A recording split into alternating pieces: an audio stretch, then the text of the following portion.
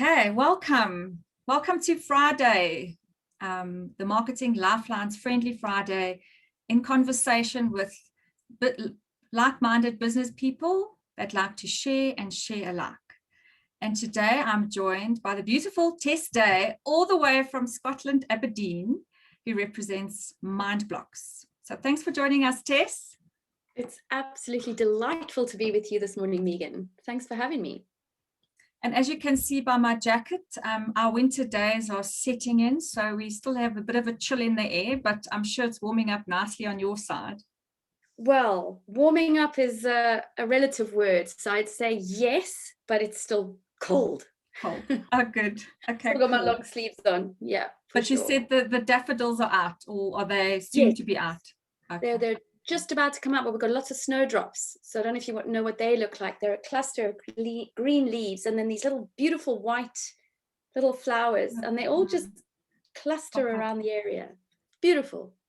Well, thank you so much for joining us, and I look forward to sharing this with you today. So let's just do a short bio of who Tess is.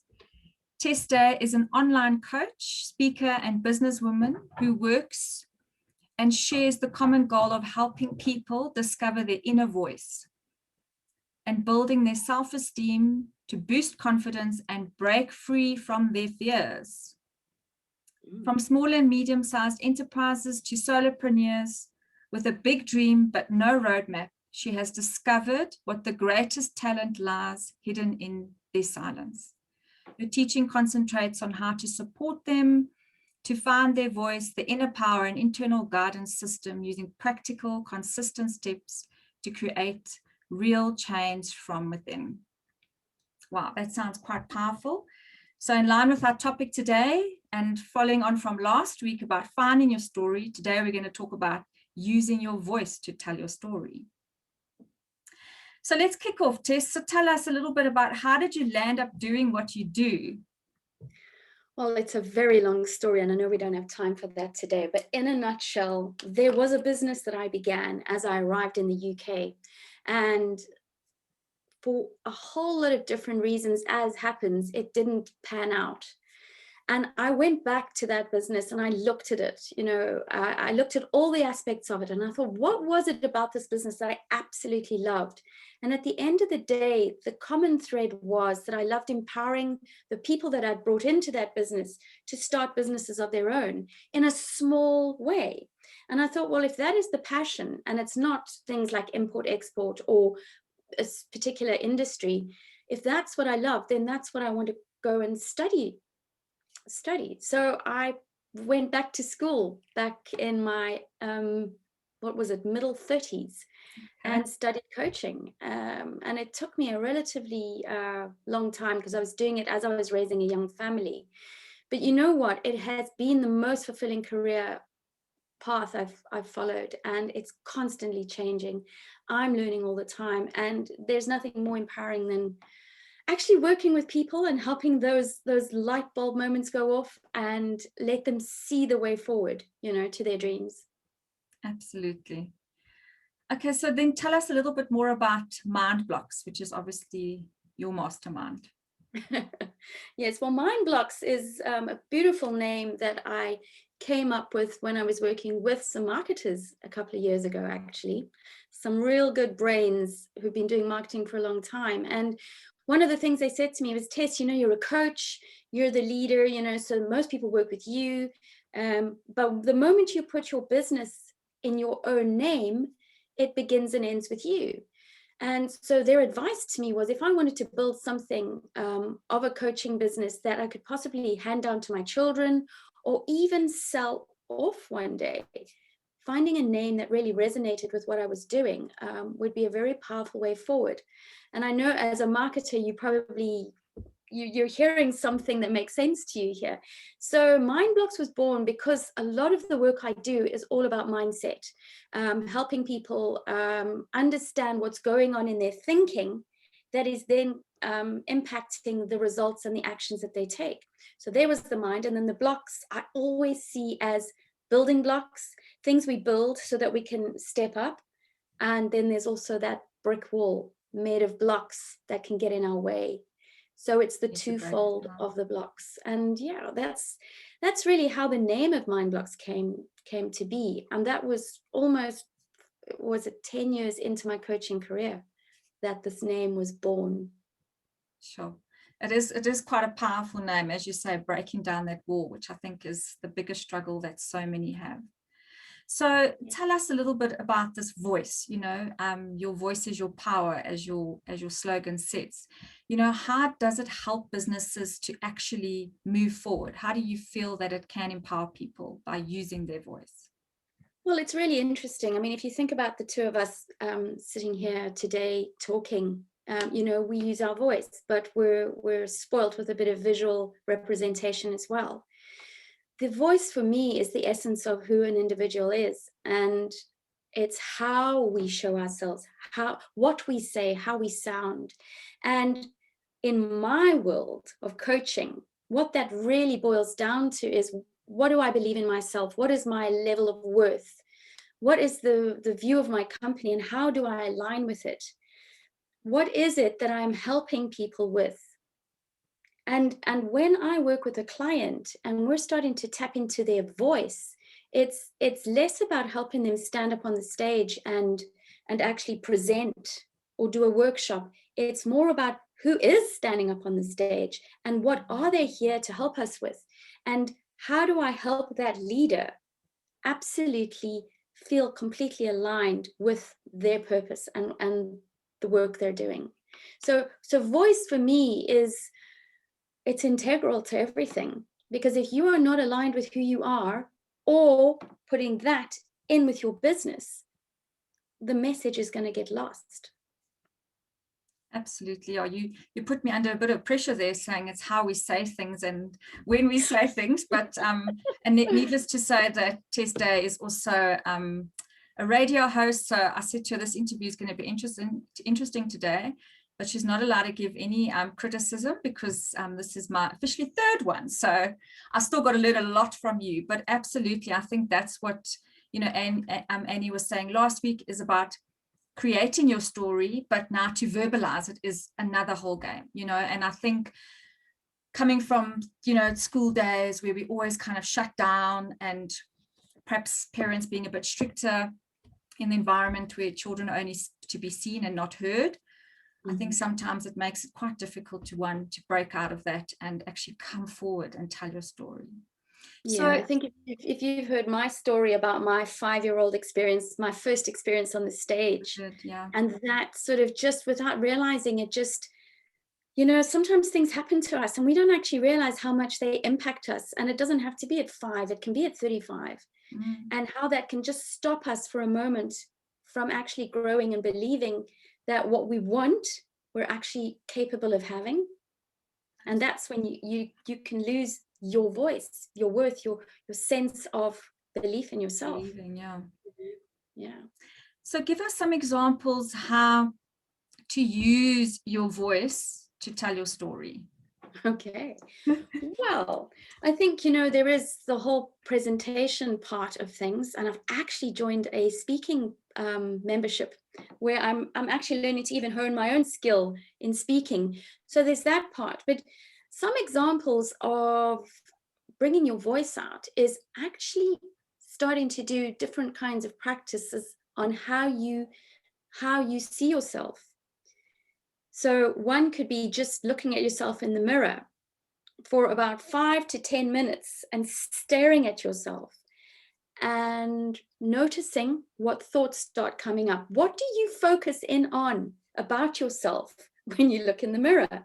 Now, I know girls and guys are going to look at that exercise very differently. But where are you critical? Because noticing where you're critical about yourself can be a clue to what is holding you back from actually powering forward in your business or even in your relationships. So that's one exercise. Another one that's really good is when you start writing morning pages or thoughts in a journal, to really become aware of what goes on in your thoughts as you're setting goals, or, you sit there and you'll have a conversation with someone and you'll go, oh, I'd really love to do that, or I'd love to bring this into my business. And then you have the chat, it's really inspiring, and then you go away and your self-talk kicks in, and there's this little voice that can sometimes say, who do you think you are to even want to bring that into your business? Or, you're not ready, or you need to know more, or a whole heap of things. So writing out and becoming aware of what is getting in your way is really very powerful, because that is where your voice is stored. That's why we say it's hidden in the silence. It's in what you're not doing and saying. And that key thing is asking for help. So that's what our business is here to do. Help people identify the sticking points, resolve them. And writing in the morning or looking in the mirror, actually, as simple as it is, can kick up a whole lot of things that you can then grab hold of and then say, okay, this is what I want to work on. Get that out the way. And then I can just power forward and be absolutely awesome. Absolutely. I know the one looking in the mirror thing is a problem, but I think, as you say, we've got to look beyond that small voice and really, what are your big goals and dreams? Because that's what's going to make you achieve them, really. And I like the idea about thoughts in journaling, because I think that often are the thoughts that we should know, come forward and write them down and acknowledge them, rather than just being kept aside or silenced. Yeah. So just the last question is, why do you believe it is essential for business owners to use their voice to tell their story? Because people buy from people. I'm sure I've heard you say that before, Megan. We want, in this busy world that we live in, we are all a brand of some kind. And it's who is the person behind the brand, which is such a vital part to understanding why a business exists, and who the person is and what their mission is through that business. It's important for us to know what that person is about, so that when we're buying their product or their service, we're connecting with who they are first before the product. Because there's 100 million coaches out there. There's 100 million marketers out there. But it's about finding the person that is right for you, and the person that you connect with and you go, you know what, I'm sure that they're going to be able to help me, because that story they told, or their background, or where they've come from, is something I can identify with. So if I identify with them, I know they're going to get me. And that's where it helps people knock on your door, because you will know them because they know you. That's why your voice is essentially, well, it's everything in this busy marketplace, in my opinion.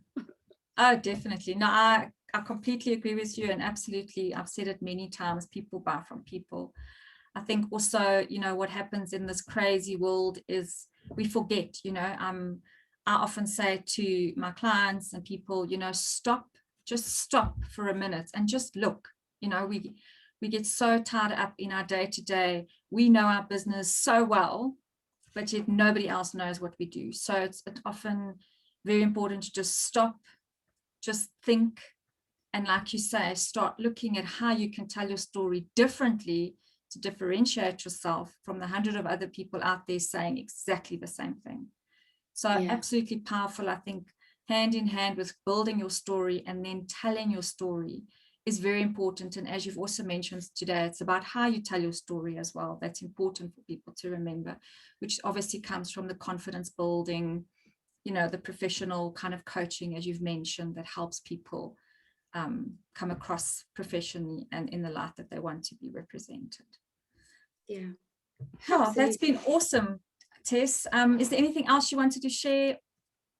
No, I just, it's interesting as you speak, Megan, I think more and more about how if there was this business owner out there who had some questions where they're not very clear about where they're going, and they had to look at what was missing in their business.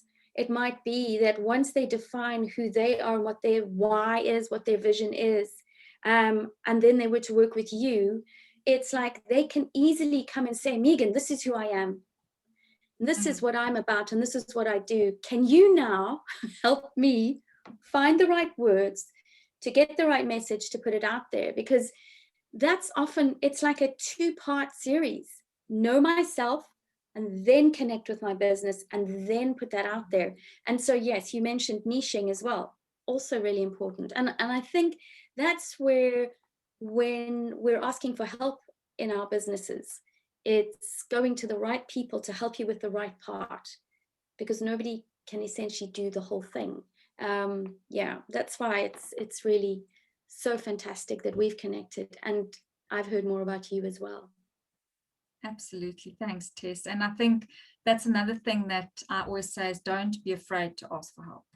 No matter where you are at in your business, whether you're just starting out or you've been doing it for 40 years of your life, you're never too old to ask a question. Absolutely. So thank you so much, Tess, and thanks for sharing with us today. And if anyone out there enjoyed watching our video today, please share it for us. And next week, I'll be joined by Terry Lee Harrison from Team